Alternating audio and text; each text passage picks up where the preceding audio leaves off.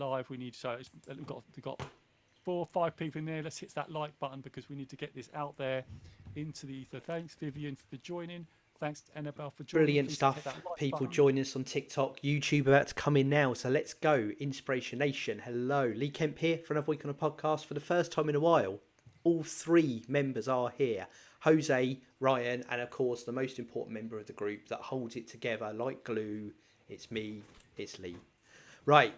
I suddenly realised Sorry, it's it's me. me. It's It's Lee. Lee. So that rhymes. Yeah. So good. It's me. It's Lee. L-double-E. You sound like that's got a wrestling There's a, vibe to it, there's a right? wrestler called DGP, and I just kind of ripped his phrase there. So you spotted that well. Well done, Jose. Right, I just suddenly realised we haven't decided who's got the quote of the week this week. So I'm hoping that Jose does have one because I do have one. I do have a quote. yes, I do have a I quote. went last week. I You did. participated. Actually, Ryan, I loved your one last week. It was so good. I loved it. It was really, really cool. as you would say, Jose. Let's just get into the Yeah. topic. Look at that. There are loads of people on TikTok. We really appreciate them we over there. love Hit it, the likes. TikTok. So keep them We here love by it, telling them what TikTok. we're talking about, Jose. Can you hit that like button, please, on TikTok? We've got 26 people Honestly, now. it's like Likes. herding cats. Please doing that. Please hit the like button because we need lots of likes to get this out there. Thank you so much. Right, today we're talking about Marcus Aurelius, and the quote we're talking about is, it's not such a quote, it's more like a philosophy. Of course, the philosopher Marcus Aurelius. It's about why are we getting better? Why do we want to do better at work than getting better at the things that go on in our lives? So you might be relentless at being better at work, but much less at improving, what you're doing at home, i.e., not judging so much, being kind, and all that. So that's what I want to deep dive into, and it's really interesting because I got an email from Ryan Holiday, who is super guru on philosophy, on Marcus Aurelius especially, and it came through, and that's what I want to talk about. And I was obsessed with this. I'd always want to be better at work. Always want to be better at work. What could do better? Want to climb up that ladder. But I realised that I was, to some extent, in my early years, neglecting actually my life. Like, how can I be better? And actually, Lee, I know we talked about this a little bit because I know you went through a bit of this when we did your little mind mapping, or no, your big mind mapping. At that point, what you talked about previously in the podcast, where you had that balance thing going on, and that's what I want to talk about today. So Marcus Aurelius and his wise words around why do we strive to be better at our work, but we don't strive to be better at home and the other things in our lives, which actually, when you think about it, a larger part of our lives. So that's what I want to talk about. So I'm going to hand it over to both of you now as to see if you've got anything. And thank you for the likes, by the way. Really, really appreciate it. You are amazing, by the way. 26 likes so far. Keep it up. I love it, love it, love it. Thank you so much. Keep it going. Let's got 20. Oh, got more likes. We've got people in this. That's brilliant. That's so good. Thank you so much. Who's liking away? I've got to give him a little shout out. Who is liking that? Someone's liking away. I love it. Thank you so much. Who is I presume they all are. They all are. Right. While you're looking at the TikTok, again, Yep. just Jose Noya-Inspiration. Just search for him on TikTok and YouTube. You can follow us live each and every week. Just hit follow or subscribe or whatever the button is on whatever platform you are. We are on the app formerly known as Twitter as well, just at Listen Twine, Listen TOIN. Yeah, you gifted me my point of reference there, Joe. You did this for me. I was struggling in my head. You offered a bit of coaching, which I think is something you like to do now and again, so I've heard. So we sat down and we drew out a little mind map. And the kind of conclusion at the time was I was all in on work. Every conversation was about that. Everything was there. So if I was struggling with a challenge, if it was not going well, then life was not going well because that was my life. That's where all my focus. Now, there were other things going on, but that's where my my mental focus was. And what you did was you helped me shift my focus into other areas. So actually, there were things that were in my life that I just became more present for in my thoughts and thinking about them, and wrote out some other things I wanted to do, things I need to improve on. I've still got it somewhere. I'll pull it out, and I think a couple of ambitions of things I wanted to achieve. And I seem to remember there was like 4 quadrants to it, and there were 4 bits of my life, and it brought a lot more balance because if 1 was down and 3 were up, pretty good. In fact, if 3 are down and 1's up, there's still a positive there, and it really gave me a bit of balance. And it was that, like you said, why are we trying to improve in work but not in other areas of life? Whether that is, like you said, how you are with other people, what you think about things you want to achieve, your own mental health outside of work, all of those areas. And it's really easy, I think, to neglect those and subconsciously see them as less important, which is crazy when you step back and look at it. Yeah, I agree. I definitely think I do. Yeah, absolutely. Ryan, what you got on this? I think most people work full time, 35 hours, 40 hours, 48 hours, depending on what your contract is and kind of what you do. And I think for a lot of people, that's a huge amount of time um, throughout a week. Now, it may not be, um, percentage wise, it may not be a huge amount of time, but if you consider there are 168 hours in a week, um, say you get 8 hours of sleep every night, that's 56. So it leaves you with like 112 hours awake. If you're then spending 35, 40 hours, or say for argument's sake, 40 hours, that leaves you with something like 76 hours a day, a week, which is just over nearly 11 hours a day. No, that math must be miles off. That math must be miles off. So there are 168 hours in a week. You sleep in for 56, so that leaves you with 112. You're then working for 40 hours. Yeah, 70 hours a week. I'm forgetting weekends, aren't I? Or the non-working days that people have. But for the majority of people, that's the most part of their day. If you work an 8-hour day, that's a third of your 24-hour period for 5 days a week. You're sleeping for another 8 hours. So you've lost 2/3 of your day before you even start to sleeping and working. And the other 8 hours that are left there for you to work on yourself, work on your physical and mental health, to eat, to socialize, to spend time with your family, to work on side projects, to work on your finances, to do DIY, to see friends, to do all this other stuff. So a lot of the time people focus so much effort into work, I would say, and so much of their time and um, motivation into work because it's where they spend most of their time.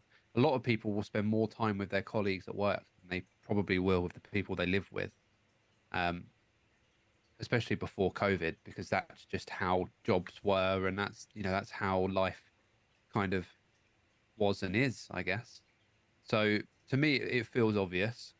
And there's also the monetary side.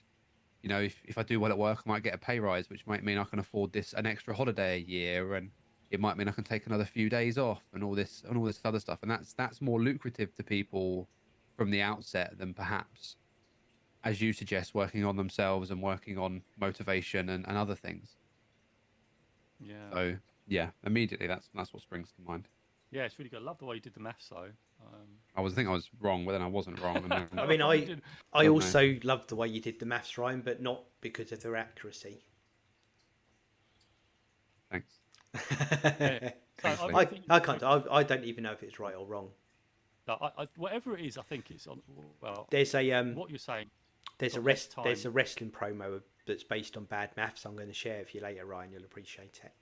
I don't think the maths was bad. I just forgot that weekends exist. All right, work 7 days a week. There you go. Yeah, I've got him. Look, I've got him riled now. I've got him I was riled. going to say that. I was going to say that because although we said, didn't we? We said maybe we do like people work 5 days, or some people work 6 days a week. Some people do overtime, right? So you get even less time. And I know when I was had a little bit of a struggle, it was like I was working long days, weekends, and so you want to be good at what you do. But I think the thing that came out with me as well, which I was a bit similar to Lee actually when I thought about it, when I was really trying to build my career, and I was working really, really hard, a lot of hours, investing a lot of time and energy. I based my self-worth on my work as opposed to other areas, and I think that was a big mistake that I did. I based on my worth on the value I was bringing at work, where I really could have had much more of a balanced approach, and that was something I needed to learn, which I did learn by stepping back and actually, by actually having a burnout and getting rejections from roles I went for as well. It taught me some valuable lessons. It took me quite a few years to learn the lesson, but I eventually learned it, through coaching and all this stuff that we do. And that's who I want to approach really. So again, for me, it's this sort of talks to me, this philosophy, and it's really interesting, philosophy, because I wish I'd discovered it. Or maybe the time is to have discovered it right now, right? But we discovered it later, didn't we? Even without the Stoic philosophy, through coaching, we discovered this right now. which is interesting. Before we got involved, it's actually a really Yes. interesting thing that, you know, this is going back to philosophy thousands of years, not of old knowledge, but we discovered it without that. And I wonder whether this stuff should be brought forward so people, not necessarily, to say, hey, you've got to do this, but people just consider it when they're going for life, because it could really help with a lot of well-being, a lot of other things, a lot of balance, like you say. And, not just, I wouldn't say life balance, you talk about things that you enjoy doing, right? Like Lee said, it's like a investment portfolio, isn't it? When something's not going right, like if you invested all in work and it doesn't go right, that can really impact the rest of your life, unless you've got other things that you have an interest in that do help you and lift you up, like a good friendship circle, or you've got a great hobby, or something like that. I mean, like for me, for instance, Inspirational is lovely. Like coming to speak to you and having these conversations really helps me. It's like a really nice balance. What I found also by developing those other areas actually makes me better at work. By having these conversations actually makes me better in my work because of that. But I didn't really see that.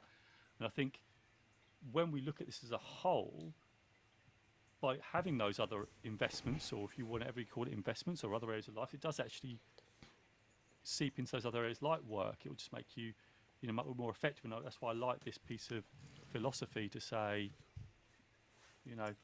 like Lee was talking about earlier, learn to forgive more, do the things you enjoy, spend time, bit of downtime, enjoy rest. Rest is actually, I think, Robin Shaw, we talked about on the show before, Robin Shaw just talked about rest as a development tool. It's like, it is a regeneration tool, so we need it. So we do need rest. Obviously, too much rest. Too much of anything is not great. So it's just really getting that right frame for everybody. And the other thing I want to talk about, and actually, before I go on with anything, because I've got another bit I want to talk about on this actually, but before, because you go on any bit, is anything that's come out for you guys? I know I've been speaking a bit there, but is anything that come out of that for any of you? You talked about like doing this podcast and the energy you invest in it and what we take from it and how it filters into everything else. After a few alcoholic beverages last week, me and Ryan had a conversation actually about how we are the people we are today, because we've been doing this for an hour and a half an hour for the last 4 years, and it's shaped our mindset and who we are, and we all learn from each other and we're all growing together. But you're right, that then filters out into every aspect of our life, and it just struck us, literally that's the conversation we had last Wednesday, Ryan, I think. This time last week, Thursday, I think. Over a few beverages. It was nice to have a good drink with Lee, actually. Yeah, and that's lovely, isn't it? It's good that we acknowledge it, isn't it? We acknowledge it, because I really love it, and the fact that you feel it shaped you and got us to this point, and we're sharing our disappointments, we're sharing our failings, right? Because we do fail. We're also sharing our successes that come off the back of it, and it's a little bit like therapy, isn't it? Sometimes it's like, I feel like it's a little bit, I'm struggling with this right now, But that's it. I mean, if we can be honest, and I think this is what this podcast does, we can be honest about our failings, then we want to inspire other people to say, hey, look, it's okay to not win all the time, right? We'd love to win all the time, right? Who wouldn't want to win all the time? But we just don't, because we wouldn't learn the lessons that we need to learn. It's painful sometimes, but I'm really happy that you had that conversation. And it's good that you had alcohol involved as well, because I'm sure that was some quite interesting conversations you had there. It helps. It always helps. Yeah, and I wouldn't be without this, and I really appreciate you both too, because I think you've definitely helped me, and you've challenged me on things. And I know Ryan, before, when I was going through my mum's grief, you were talking to my mum. There was one thing you said that reminded me. This is why it brings the value to life. It's like, there are a lot of people that have gone through that. I'm not the only one that's gone through this. It gives you a bit of comfort, right? Those things, other people's perspectives, when they're well-intentioned, I know in this we're well-intentioned. Sometimes well-intentioned doesn't work, but I know we're all well-intentioned, so I know it's coming from a good place. And so that, for me, is just having people in my sphere to do that is really, really good. And again, it goes back to that Marcus Aurelius piece about don't invest everything in work, have things outside, like this podcast. So, yeah, I would love that. But I do have something else. Go for it, Joe. Go for it. So what I want to talk about, because Ryan made a really, really good point. Let's not get carried away now. He made a really good point. I'm giving kudos to Ryan because he did make a good point on the amount of hours you spent at work, right? So I want to say something else next. Now, thinking about that philosophy and thinking about where we spend a lot of time at work, right? Interesting thing we've been obsessed with this week. something you may have heard of called AI. And I'm thinking about the future of AI, and since Lee has been sort of talking about AI, brought this. I mean, have heard of it, and I played around with it with ChatGPT 5 come up and all that, and played around with it, but not till Lee really sort of brought something to my attention and said, "Look at this," and I really got, "Oh my god, this is real!" Like, really brought it to my attention. And then I started doing a deep dive into AI. I don't know if anyone on on here on TikTok has done a deep dive into AI. If anyone's got any views on AI, please post a question and I'll raise it. What I've been diving into is, what's the future like, and are we actually going to have jobs? Because they're talking about the AI is going to basically take a ton of jobs. And if we look at like 50 years into the future, maybe 100 years into the future, it may be so good if it's done right, clearly, because they talk about a lot of ethics and all this stuff, and there's a lot of brilliant stuff. But if it's done all right, then effectively all humans could be out of work, and it could be that we could all be just sitting. What are we going to do? That's if we debate on this, I don't think that's an accurate representation of what this looks like whatsoever. What do you think, Lee? So as an example, and I'll use a recent one, and then I'm going to use a bigger one, but a more recent one. You know, we all work in offices. Everything's done on a computer screen. Everything's done on a computer screen. When I started working in an office 21 years ago, most stuff was on a computer screen, but lots of it was still in big bundles of paper that you shuffled around the office, and you had internal mail, and you had all that went with it. And Joe, when you started, it was probably mostly all on bits of paper and etc. And you had a mail room, and you had a big filing area, and you had a whole industry of people that had run these like metal wicker trolleys around the office, handing bits of paper. That job doesn't exist anymore. Society hasn't collapsed. We're all not sitting in bubbles. There's just some things are not necessary, but they move, you know, those people move on to other things. Technology creates other roles. Right now you have HTML engineers and data scientists and a whole IT team that you'd never 30 years ago you wouldn't have an IT team in an office. You might have had one guy. So it all changes with what's going, and we're going through what is the fourth, there's those differences, but we're going through the latest industrial revolution. So when cotton mills came up, well, everyone's going to be out of work. There'll be no jobs anymore. The machines are just going to do everything for us. But they didn't. We adapted. In fact, what happened was working conditions got better. 5-day working week came in. Working hours came in. And we're going through one of those changes right now. And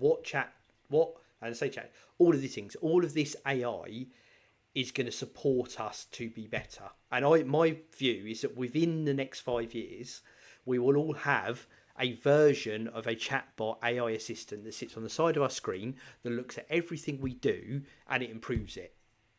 So if you're writing a letter, it'll make the letter better for you. In fact, if you want to write a letter, you just tell it what letter you want to write and it writes the letter for you. Right. But you still need to put what it is into it to give it the right direction. But instead of spending 15 minutes on that, you spend 5 minutes on it. And I showed you something earlier, coding. Instead of spending 2 days writing some code and another 2 days fixing everything, you can spend 4 hours with the machine writing the code, with you checking it and then telling it what you need and check. Or it can sit with you. And I've seen this. Microsoft have this. It's called Autopilot. And it sits there on the side of you as you're writing code, and it prompts and corrects and enhances as you're working. And what all of this stuff will do is it will improve what we do. Now, there will be various jobs that disappear, but that's supermarkets. There's nowhere near the staffing than there used to be because of checkouts now, and that's not a sudden wave that means the world's changing. That is a innovation that came in stages, and there will be all of this, and there will always be innovation that gets rid of jobs, creates other jobs. It will change. I mean, my idealistic thing is like the working week thing back in Victorian times. This becomes the catalyst for a 4-day working week. That may not happen, but again, if you can do more in 4 days than we're currently doing in 5 because of this technology, what's to say we won't start moving in a way? And that's what and it won't just be for work, it will be everywhere in your life. Like Iron Man, it will be like having a Jarvis, and it will just help you do everything and make you more productive and make you more creative and make you more innovative. And some jobs will change, but lots of new ones will appear. I think that's to not get left behind. It's not about sitting back and wait for the machine to take your job. It's learning how to talk to the machine. Because the better you can talk to the machine, the better you can understand the machine, the better you can use the machine, and that will be the advantage in life. The more you can get out of them by learning to use it. I don't agree with that. Sorry, I went on a soapbox there, but that's my view on where that'll go. I'm just thinking because I've been watching a few podcasts, and I don't disagree with anything you say because I think you're absolutely right. I think in the short term, I think that's going to happen. I'm not absolutely right. I've just got an opinion. No. What they were talking about though is like beyond this, like where machines are actually creating things. Like they're talking. It's amazing. Going deep dive. They're talking about nanotechnology, talking about digital Earth, where they're growing things. It's actually affecting the molecular structure of things. And this guy was talking about. Now this is like seems like almost like crazy. I'm going to talk about this because this would be quite nice to go to podcast back. So if I was still living 80 years on, it was like 80 years on. But it's still talking about grow a tree and it could grow something on the tree. Almost like, I'm thinking like replicators that you could talk about in Star Trek. Give me this, give me that. And all the things we talk about, all the labour, we need to sit there, because machines now can start to replicate themselves and replicate programs and improve. They were talking about deep mind and talking about how they got it to play itself, to learn, to be a Go champion. So it was learning itself, it was writing things itself. So what's to say that they won't need us? It would just be they'll be happening. So what they were talking about, and this is like, I don't know, 50, 100 years in the future, where machines will be building things, they'll be creating things, making life easier for us, essentially. Yes. Like, really easy. But he was talking about, I think it was the Diver CEO, what was his name? I can't remember his name now. Stephen Bartlett. Yeah, and he was interviewing somewhere on there, and he was saying about that the machines, or he in the future, Mr. Bartlett could say, right, just write this book in my style, and take my brand and write it, and then he could sell it, but he hadn't written it. AI had written it, and all he's doing is posting that book and saying, well, you've seen this, haven't you? I've been playing with getting AI to replicate personalities. Yeah. So think about this though, in 50 to 100 years time, and think about how quickly it's come to now. And this is the thing I'm thinking about. And this is why I said about we could be on a beach they're going to have to rethink, and I'm getting a bit deep here, but they're going to have to rethink, I think, the economy. This is what they're talking about. And I was thinking, God, this tends to make a lot of sense. How are we going to live? But it may be that they're talking about a universal wage. Have you heard of that? Living wage, yeah. There's a couple of countries that have experimented with it, I think. Is it like Norway or some... And it might not be Norway, but I'm sure it's like a Scandinavian country, and they've got like a base living wage of like 1,500 or something that everyone gets, to see how that goes. So that's what I'm talking about. So although I love this, I love it, and I'm really excited by it, I'm also a little bit nervous about what that will look like and all the things behind it. And the reason I'm talking about it is because we talked about at the beginning of this podcast episode about Marcus Aurelius, about being better at work, and why are we better at work and better in our free time, I suppose, is what he's talking about here. In other areas like relationships. So I think in the future, that bit that they're talking about, right, about outside of work, what are you doing, right? Because that's going to make us better humans, right? And you're right. This is it. The whole conversation about AI there, we went straight back to work again, didn't we? It comes back, but it comes back, doesn't it? But the work is how we communicate better, how we're kinder, how we can have better relationships. And when we talk about AI, how do we communicate in that way so we can make AI a better and kinder thing? Because obviously AI is a tool, so it can be used for good and used bad. So I think that ties into that for me. So going back to the right at the beginning, I think, there's a lot in this in terms of, our development of ourselves is such a critical thing to build relationships, to build communications, to forgive, and all things we're talking about. Focus on those things is really important. That then comes into your work, then goes into chatting to these AIs, right?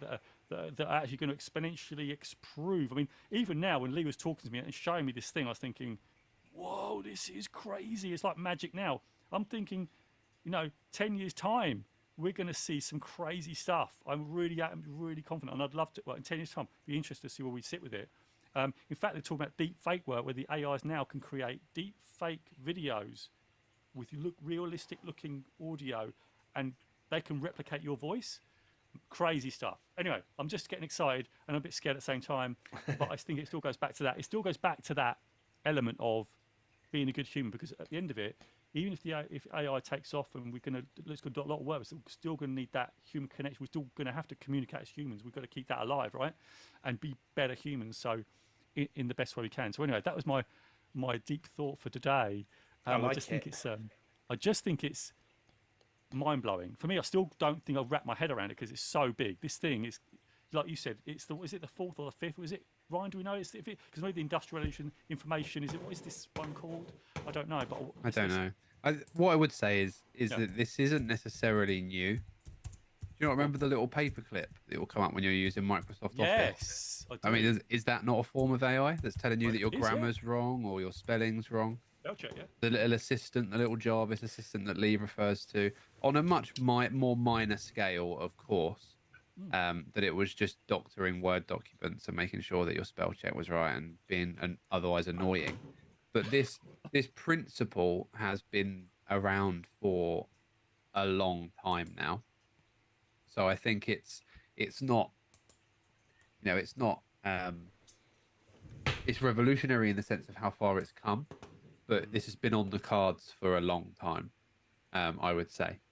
And I would also say that I agree with Lee in the sense that this won't take over in the sense that the human race will be redundant.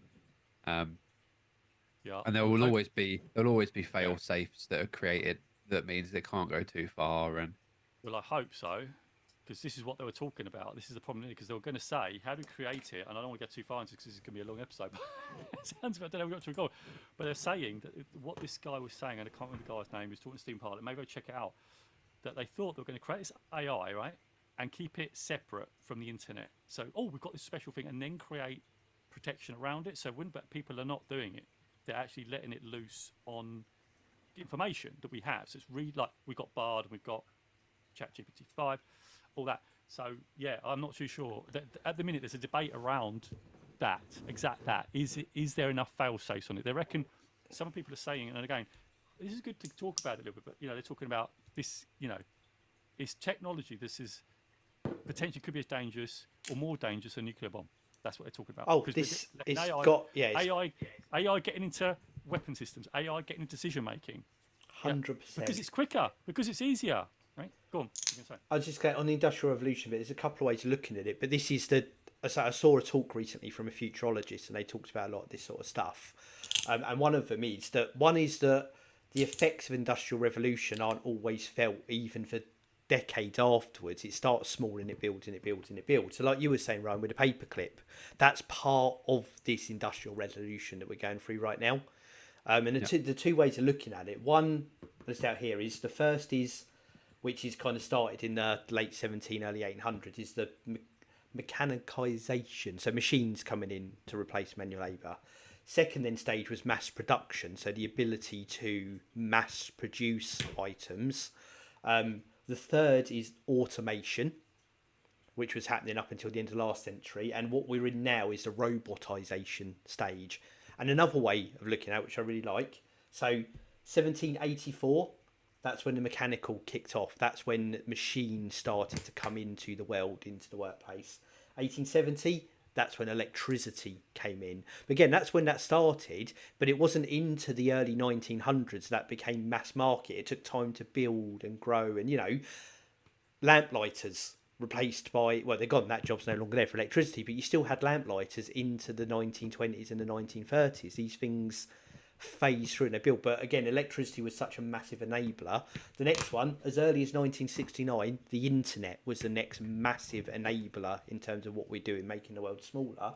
And the fourth one, which is what we're in now, is digital age. And the digital age is what is enabling everything right now. But none of it would happen without all those things that they're like building blocks for where we're going to.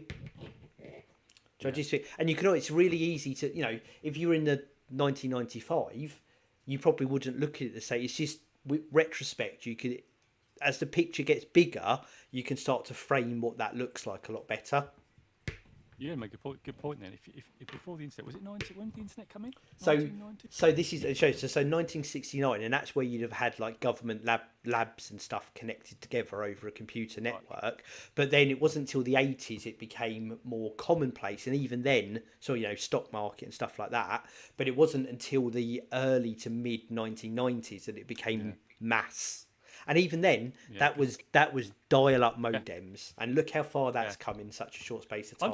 A short space of time, because I'm just thinking, if I'd shown someone a modern iPhone right now, I showed that person in the 90s what we could do with that phone, they'd think it's like magic. They would think, oh my god, I would have gone, that is crazy magic, like video calls and all that. So yeah. Anyway, I still remember talking to someone in work whose daughter worked in research for Nokia back in early 2000s, and I was blown away with the concept that she was researching putting a camera in a phone. It's mental, isn't it? Blew me, and that's just and now, just it. It just is, isn't it? But yeah, I've really loved this conversation, and I know we've got time's dwindling. I suppose we've got to wrap this up. But what I'd just say to everyone here, this goes back to that thing of human connection, because this technology is not going away. The genie's out of the bottle. We've got to deal with it. I think it's exciting. But I personally am a little bit scared at the same time. But I suppose that's that part of the unknown, see where it goes. But I am very excited about where it's going, because it could solve a lot of world problems, loads and loads of world problems. One of the guys actually in the Stephen Bartlett podcast, Stephen Bartlett, is it Stephen Bartlett? Was it Stephen Bartlett? You said, I've forgotten the name again. You can't say Stephen Bartlett any more times there, Joe. Diary of a CEO. Where was I going with that? I can't remember where I was going with it. But anyway, he's basically... it was a great conversation. I think people should check it out. I've totally forgotten what I was going to say about what you said. I will look at that though, Jose. I will look at that. It's a really good conversation. Definitely worth checking out. I know we promote other podcasts, but it is good.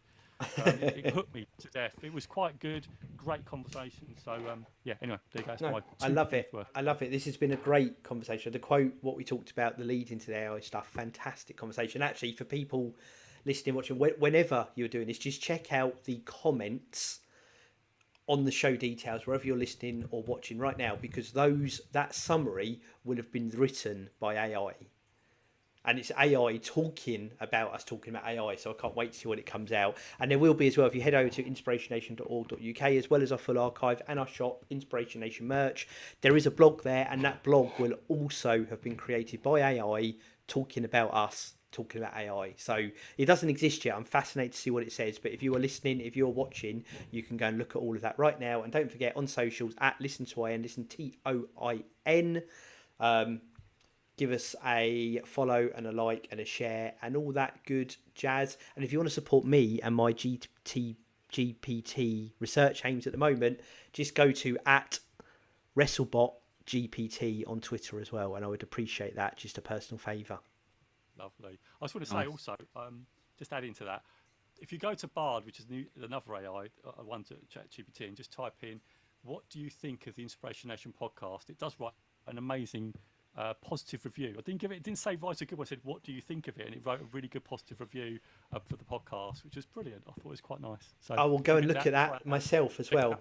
Right. Check it out. I think, unless you've got anything, guys, I'm going to count us down because the clock is ticking down. Go on. I'll say 3, 2, 1. Inspiration Nation. Inspiration Nation. Catch you guys later.